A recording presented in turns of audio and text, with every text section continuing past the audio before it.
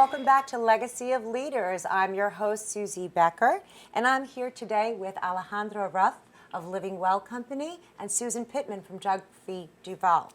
Welcome. Thanks for joining me today. Hello. So happy to be here. Thank you so much for having us. Really excited to be here. The privilege is all mine. I want to talk to you about very important issues that we're facing today, living healthy in a drug-free Duval. There you go. Perfect. I like it. So Perfect while blend. you didn't intend to come on together and discuss this, I think both topics are relevant and very important. So let's start with you, Susan. Tell me how Drug Free Duval got started. Well, we seek freedom from substance abuse for all. And if anybody has ever experienced substance abuse, they know it's really bondage. That's why the word is freedom. And we got started when there were some issues here in town, and we just decided, a group of actually women got together and said, what can we do about it? And through a networking group, and we put together this nonprofit in 2008. So That's unbelievable. What about you, Alejandra? Living Well. Yes, Living Well Co. basically helps professionals live longer and healthier. I was in the pharmaceutical industry for over 10 years, and I saw that there was a really big gap between the doctor and the patient. So I am here to bridge that gap and reverse aging so that chronic health conditions don't stop you from making money, being present with your family, and taking up all of your headspace. That's true. We absolutely do need to be more conscientious about the holistic parts of our lifestyle, and that would feed into keeping our county, our city, our state as healthy as it possibly could be. So in your Drug Free Duval programs, do you touch on the living well opportunities that we have here in our county as well?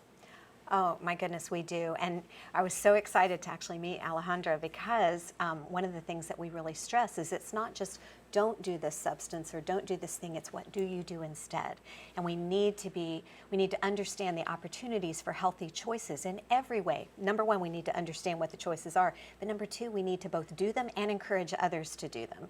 We call that living in Stoke as a community, so we would love to see our whole community embrace what Alejandra is really helping individuals learn. And Alejandra, did you find that you're working in a more community sense, or is it one-on-one, or a combination of both? It's a combination of both. There is a lot of one-on-one coaching so that I can have a more personalized approach. And then I also offer group coaching settings as well. So you said professional. Do you go into workspaces? I do not. Actually, I just do more either in person or virtually, but I have some things in the pipeline to work in professional spaces as well. Excellent. So that I can reach more people. I'd love to speak to that. May I? Go ahead, because Susan. We have an employer toolkit, and our employer toolkit is it's through our employer workforce committee, and it's chaired by two amazing professionals here in Jacksonville. TJ Ward, who is the advocacy director with Project Opioid, and Dr. Kelly Tice, who is the chief health equity officer of GuideWell.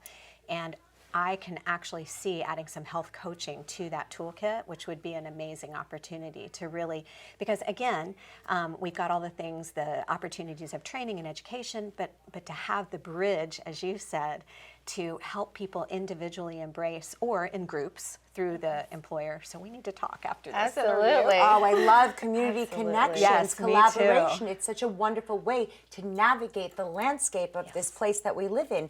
What I find so fascinating is that you're encouraging this wellness approach. And the truth is that we can't heal what we don't feel. So you're encouraging talking about those issues, and you're encouraging facing them head on. And I love that you're naturally finding the commonalities in both of what you do. So tell me, what's the next step for living well?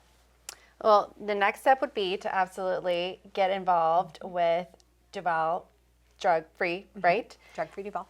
Drug Free Duval. Yes, absolutely. And then also I am trying to make it more accessible so that people can start being more empowered to make healthier choices, not just by nutrition and lifestyle, by being self-led with their own phones, so that they can just start making changes and not have to wait to either have enough money to do it, and they're just able to just do it on their own. That's excellent. And Drug Free Duval Can we jump right in and get in touch with you right away? You can absolutely get in touch. We have all kinds of current running strategies and programs based on youth, employers, healthcare providers. With healthcare providers, it's not like we're trying to teach them about the risks of drugs and alcohol, but what we try to do is equip them to talk to their patients and to understand what their patients are facing out in the real world.